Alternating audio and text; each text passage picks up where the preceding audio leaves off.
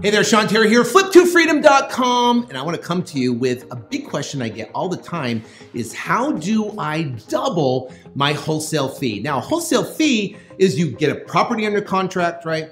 And then you flip it to a buyer, a cash buyer, and the difference is your fee or your spread, or I don't like to call it a commission because you're really not earning a commission because you're not a realtor. So it's a fee or your spread. The average wholesale fee that I see across the country is about $5,000. So a $5,000 fee.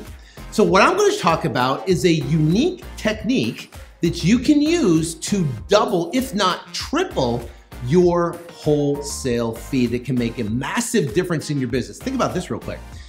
Think about you've done, let's say you've done 20 deals over a year and your average is $5,000, right? Well, you make it $100,000. Great, it's all awesome. It's amazing. Flipping houses, make $100,000. It's amazing, right? But what if you could take the same amount of deals, same amount of leads, same amount of energy, same amount of effort, everything's the same. The only difference was applying this one thing I'm about to tell you, and this one thing allows you to double, if not triple. The same 20 deals, you make 200, or the same 20 deals, you make $300,000. You think that would make a difference? That'd be great. Well, here's the deal. My name's Sean Terry. I own flip2freedom.com. We have one of the largest podcasts in iTunes. If you go to Flip2Freedom or click the link below, you are able to gain access. I wrote a book, a 129-page book that shows you specifically how to go out and do wholesaling if you don't know what wholesaling is. But I've been doing this business for 15 years. I've seen everything, have a large operation here in Phoenix, got a whole team of people that are out there, and we're flipping deals all day, every day. And I love this business, and I love going out and talking to sellers. Literally, I just came back not more than 20 minutes ago from a seller's house right now. We negotiated and got a deal. So super exciting. So here's the deal. Here's the trick. Let's get into it.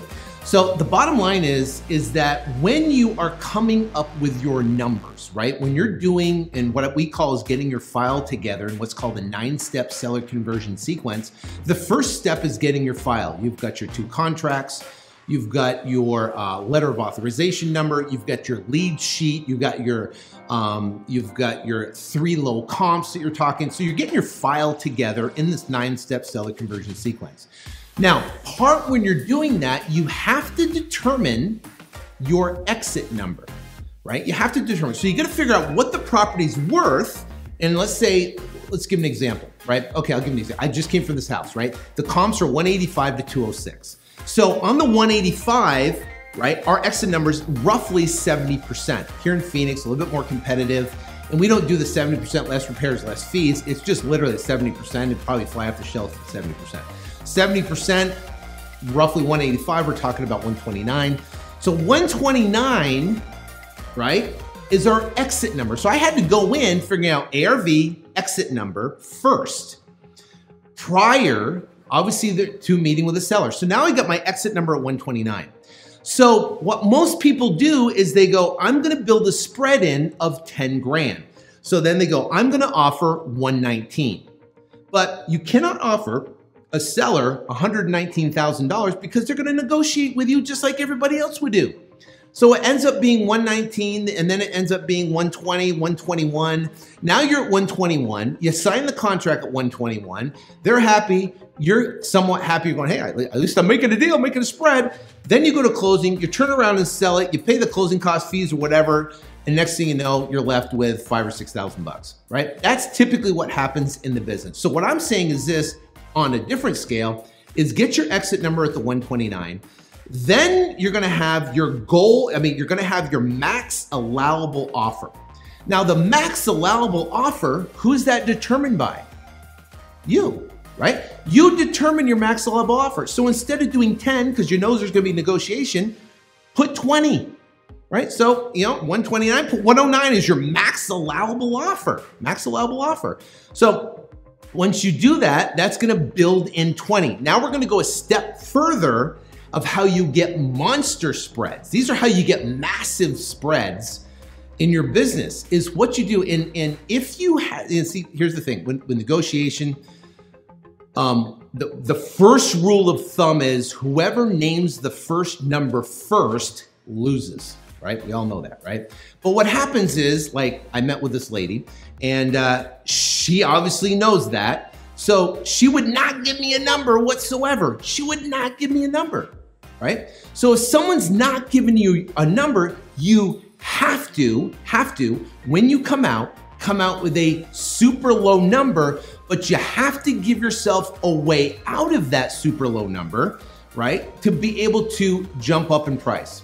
So initially what happens, you have a exit number, you have a max allowable, and you have a goal target number. You start at the goal target number because here's what happens more times than not. In this example, my goal target number was 80,000. My exit number is 129, ARV is 185 to 206, right? So I came out and I met with her and I threw out a soft number. I'm just trying to test the waters here, right? Guess what my test waters number was? 60,000.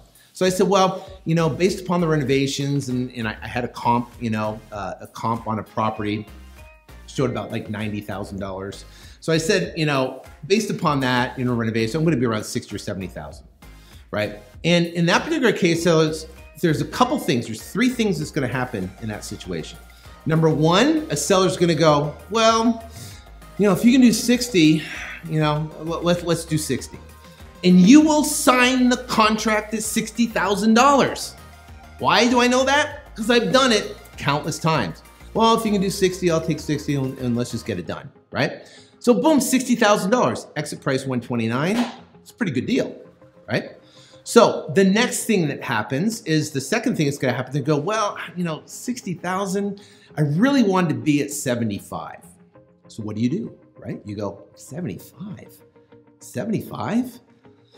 I mean, sure, I mean, the house needs a ton of work, you know, I mean, I'm gonna have to do a lot of stuff. I'm probably the roof, the AC is a mess. You know, you remember, I'm paying cash. I'm paying all closing costs. We're paying all fees. You don't have to do anything on the property. Are you sure 75 is the best you can do? And they're gonna say yes or no. And yeah, 75, that's it, you know, whatever. Or they're gonna say, well, yeah, I could probably do 73. So you say, okay, $73,000, they need to do what's called the nail down close, $73,000. So if I can make, I don't know if it can happen. I gotta look around the house a little bit again, one more time, just to make sure I can get my numbers right. If I can make 73,000 work, are we good? Are we ready to move forward and get this deal done, yes or no? And they go, yes, okay, great. 73, you go look around the house, you check our comp, do whatever you gotta do, make a phone call, bam, come back, okay, let's write it up at 73. I feel comfortable, I can make it work, let's get it done. So bam, you're done at 73. That's the second option. First, they go, they take it. Second, they counter and you know, is it the best you can do? And then nail down close. Third is they go, what happened in my scenario? Third is they go, 60,000? There's no way I'd do 60,000. No way. I have an offer for 112. Okay, but if you're prepared for that, you can pivot off the 60 to 70,000. So I said, listen, you know, I can appreciate that. I know you have an offer. Is the person credible? Who are they? Maybe I know them. I know there's some other people that just come around and, you know, I don't want to talk bad at me. Most people I know are pretty good. The bottom line is I know people in this business, they sign a contract, they get stuck, it turns into a legal battle. I don't want that for you. I know that I can get this done, you know, at a price that makes sense. I just want to make sure you're okay. So I go to him. I said, and she goes, yeah, you know, I feel good. Are you confident they can close? Yeah, I'm confident they can close. And so how far along are you? Have you signed a contract with them yet? And they're like, no, I have the contract. All you need to do is sign it. So now I know a lot of information. I know information that she's confident and she's ready to pull the trigger at 112. I'm at 60, how do I pivot? Right? Without saving face, have to save face. So I said, listen, you know what? I haven't had a chance to verify this comp, right? This is the comp I'm basing my entire offer off. I have not had a chance to verify this comp. Listen, and so what I did is I left my sales guy at the appointment. I went out and I verified, drove by the comp, took a picture of it. And interestingly enough, in this particular situation, the online Redfin property was actually in really good condition. All the pictures looked in great condition, right?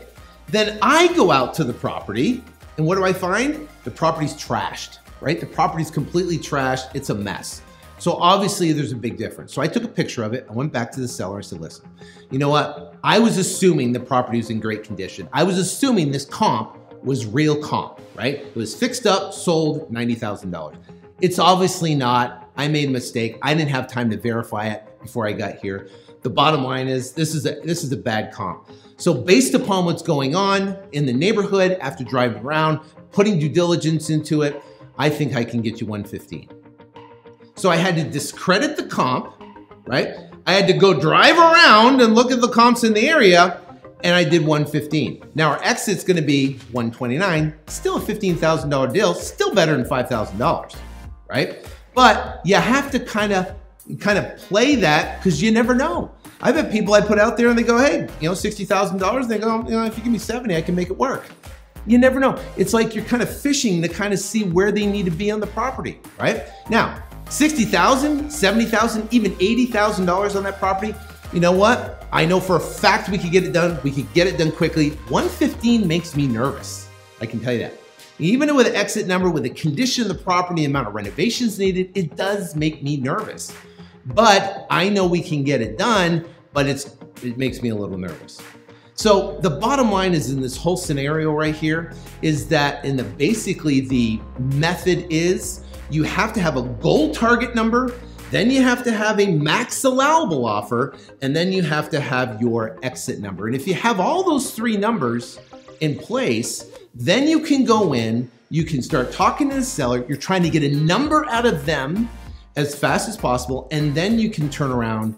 And if you can't get a number, you have to come out with a low number, either at the max, at the goal target or even lower, and then give yourself the ability to negotiate out of a situation, right? If they come back over the top like I did, which is very rare. I mean, honestly, that's a very rare situation where a seller, basically most sellers will go, hey, listen, I got an offer of 112. If you can be there to make it or whatever, then, you know, let's talk, right? Typically, that's what happens. Most sellers don't conceal that information, and they typically reveal that information. So, hope this helps. Make sure you click the link below in the bio. You've got to go to Flip to Freedom. You've got to go and subscribe because we come out with tons of incredible videos that will make a difference in your business and will help you go out and crush it in wholesaling, because I know that's what you want to do. You want to turn your hobby into a career and a business. It's a great business. It's amazing. And click the link below. Go to Flip to Freedom, download the book, check out the podcast, and get in our world. Follow us on Instagram, Twitter, and all this stuff. Subscribe. Do everything you have to do. Actually, just subscribe. And I'll talk to you soon. God bless.